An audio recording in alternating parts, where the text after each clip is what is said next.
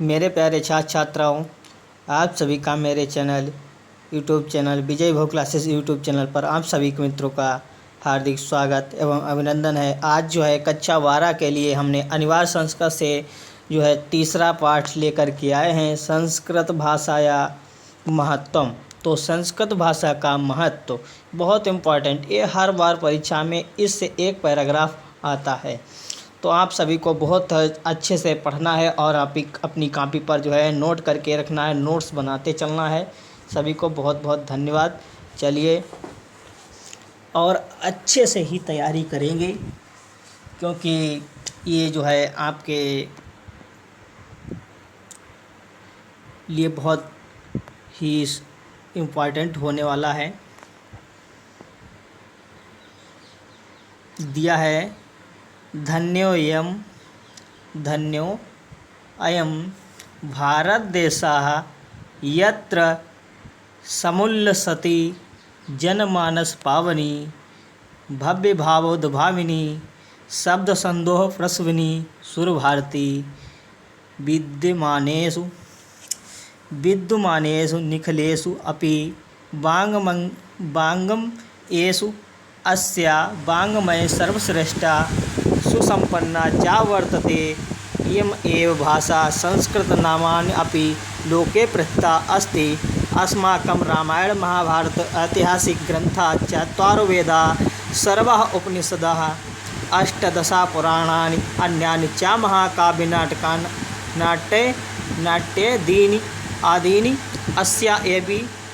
अस्या एव भाषायां लिखितानि सन्ति। इय एव भाषाया सर्वाः सामान्यभाषाणां जननीति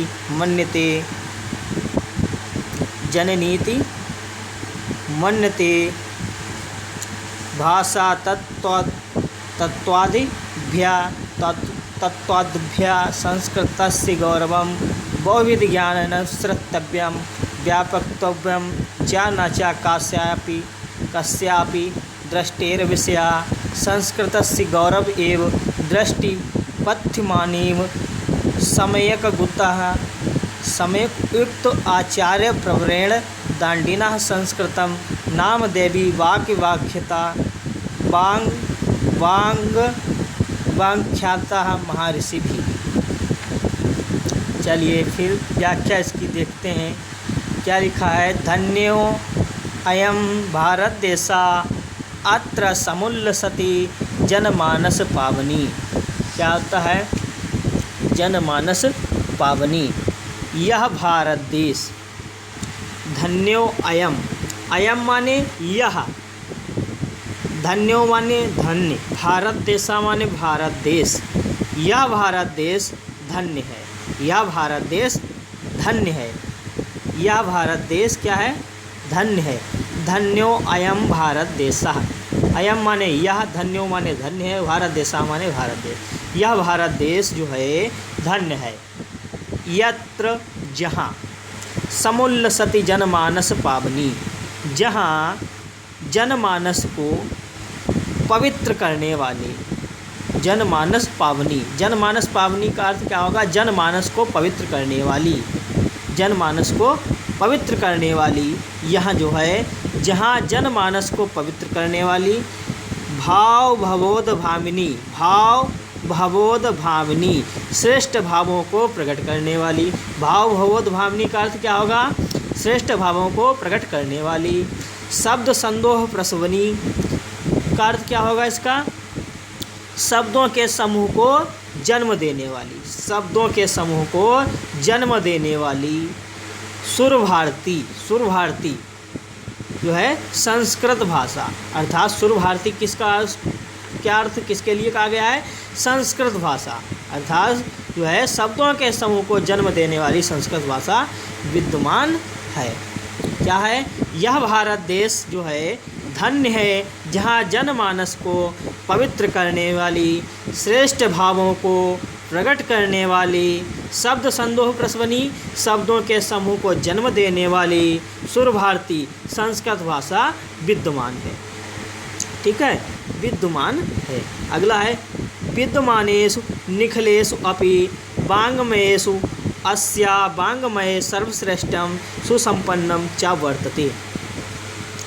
समस्त, ठीक है, विद्यमाने समस्त, वर्तमान में, निखलेषु अपि, वर्तमान में भी, साहित्यो, ठीक है, वर्तमान में भी जो है क्या होता है, यह जो है साहित्यों में इसका साहित्य सबसे श्रेष्ठ तथा संपन्न है।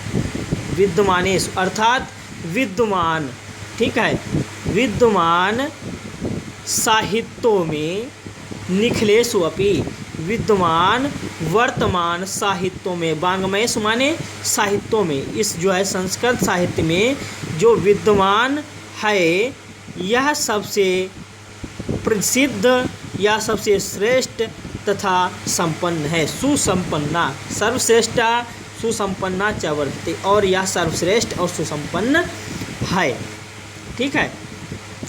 इयम एव भाषा संस्कृत नामना अपि लोके प्रथिता अस्ति। इयम एव, यही भाषा, इयम एव का अर्थ क्या होगा, यही, भाषायाम माने भाषा, माने भाषा, संस्कृत नामना अपि, संस्कृत के नाम से भी, नामना अपि भी, नामना अपि, संस्कृत नामना अपि जो है यही भाषा संस्कृत के नाम से जो है क्या है संसार में, लोके माने संसार में, प्रथिता अस्ति माने प्रसिद्ध है। यही भाषा संस्कृत के नाम से संसार में प्रसिद्ध है। अस्माकं रामायण महाभारत ऐतिहासिक ग्रंथा, चत्वारो वेदा, सर्वः उपनिषदः, अष्टादश पुराणानि, अन्यानि च महाकाव्यनाटकानादि अस्याम एव भाषा लिखितानि। तो अस्माकं माने हमारे रामायण महाभारत ऐतिहासिक, महाभारत, हमारे रामायण महाभारत आदि ऐतिहासिक ग्रंथ, चत्वार वेदा, चारों वेद, सर्वा उपनिषदः, समस्त उपनिषद, अष्टादश पुराणानि, 18 पुराण, अन्यानि तथा अन्य, और चा माने और, महाकाव्य क्या होगा, महाकाव्य नाट्यादीनि, महाकाव्य नाट्यादीनि, और जो है क्या होंगे, महाकाव्य नाटक आदि, महाकाव्य नाटक आदि, अस्या एव जो है इसी भाषा में, भाषायाम माने भाषा में, लिखतानि माने लिखे जाते हैं, जो है इसी भाषा में लिखे गए हैं। इयम एव भाषा सर्वा सामान्य भाषाणां जननीति मन्यते। भाषा तत्वादिभ्या, इसी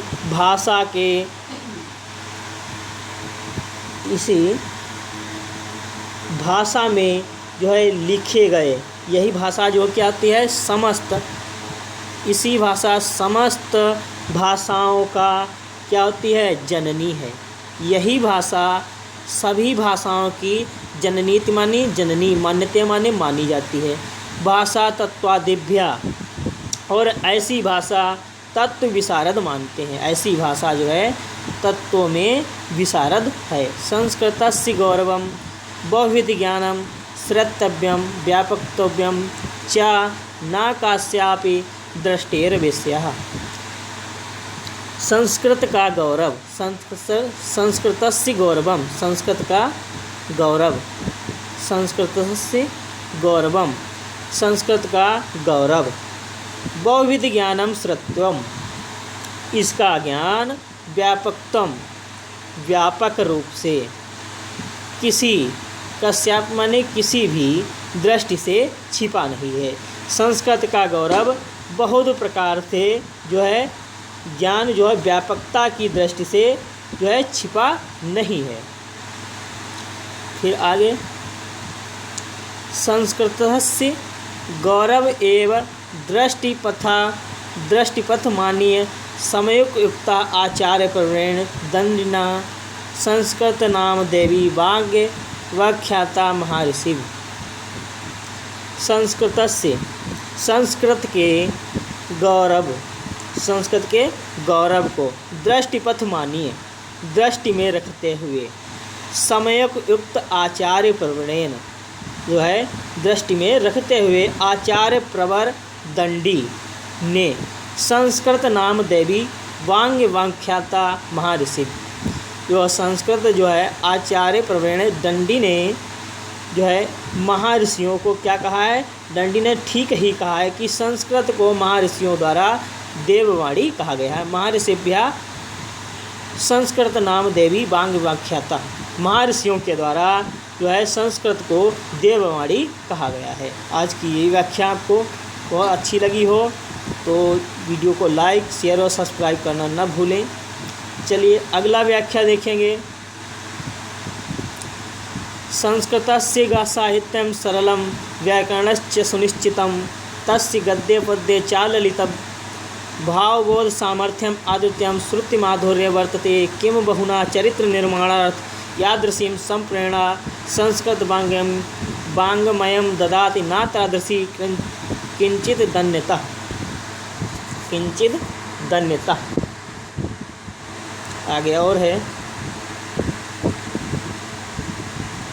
मूलभूतानां मानवीय गुणानां यादृशी विवेचना संस्कृत साहित्ये वर्तते न यत्र तादृशी दयादान शौचम औदार्यम अनुसूया क्षमा अन्ये चाणके गुणा अस्य साहित्यस्य अनुशीलनेन सज्जन्ते।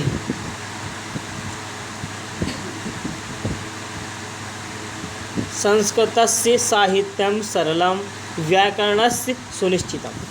तो जो संस्कृत का कहता है संस्कृत साहित्य, संस्कृतस्य साहित्यं सरसम, संस्कृत साहित्य सरस व्याकरणस्य सुनिश्चितम, संस्कृत साहित्य सरस है और इसका व्याकरण क्या है? सुनिश्चित है। संस्कृत साहित्य सरस और व्याकरण सुनिश्चित है। तस्य गद्ये पद्ये च ललितं भावबोध सामर्थ्य आद्वितीय श्रुतिम माधुर्यस्य वर्तते। इसके तस्य माने इसके गद्य और पद्य में ललित भावबोध सामर्थ्य, ललित भावों को स्पष्ट करने की शब्द भावबोध सामर्थ्य, सामर्थ्य किसको कहा जाता है? शक्ति को। तो इसके गद्य और पद्य में ललित भावबोध की शक्ति को अद्वितीय माने अनुपम या अद्वितीय श्रुति माधुर्यम वर्तते, श्रुति मधुरता है। इसके गद्य और पद्य में ललित भावों की शक्ति अद्वितीय श्रुति माधुर्य है। किम बहुना चरित्र निर्माणार्थ यादृशी संप्रेरणा संस्कृत वाङ्मयं ददाति न तादृशी किंचित दन्यता। किम अधिक कहने, बहुना माने बहुत ही, चरित्र निर्माणार्थ यादृशी अधिक कहने से क्या, किम माने जो है क्या बहुत प्रकार से चरित्र निर्माण के लिए, इसको है चरित्र निर्माण के लिए जैसे विवेचन, विवेचन संस्कृत साहित्य देता है। ठीक, अधिक कहने से चरित्र निर्माण के लिए जो है संस्कृत साहित्य में इसका जो है विवेचन संस्कृत साहित्य देता है। सत प्रेरणा वैसी प्रेरणा किसी दूसरे साहित्य में नहीं है। यह जो है हमारा अधिक कहने से क्या, चरित्र निर्माण के लिए जैसे विवेचना संस्कृत साहित्य देता है, अर्थात बहुत प्रकार से चरित्र निर्माण के लिए यह जो संस्कृत साहित्य जो हमारा प्रेरणा देता है, और यह सब प्रेरणा संस्कृत वाङ्मयं ददाति न तादृशी किंचित मन्यता, और यह प्रेरणा जो है किसी दूसरे साहित्य में नहीं है। अगला है मूलभूतानां मानवीय गुणानां यादृशी विवेचना संस्कृत साहित्य वर्तते न यत्र तादृशी। और क्या है इसमें बताया गया है कि मानवीय अर्थात मूलभूत मानवीय गुणों के द्वारा जैसा विवेचन संस्कृत साहित्य माने संस्कृत साहित्य में हुआ है, ऐसे विवेचन जो है किसी दूसरे साहित्य में नहीं है। वर्तते नात्रते ना यंत्र त्रदृशी और किसी दूसरे साहित्य में नहीं है। मूलभूतानां मानवीय गुणानां यादृशी विवेचना संस्कृत साहित्य वर्तते ना यत्र तादृशी। मूलभूत रूप से इस मानवीय गुणों की विवेचना संस्कृत साहित्य में जो है किसी दूसरे साहित्य से नहीं है। ठीक है। अगला है दया दान शौचम औदार्यम अनुसूया क्षमा अन्ये च अनेके गुणा अस्य साहित्यस्य अनुशीलेन साजयन्ते।